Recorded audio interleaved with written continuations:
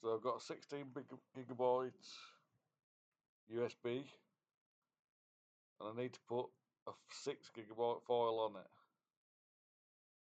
And every time I do, it says too large. So the best thing to do is reformat it.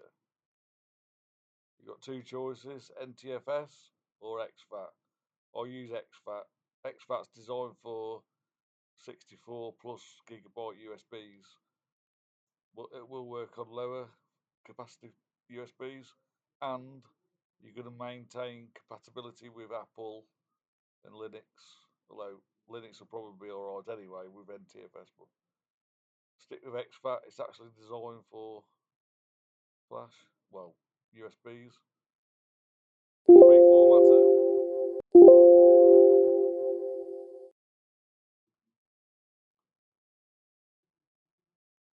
Check the properties, exFAT, and now it's loading. Pretty slow for some reason.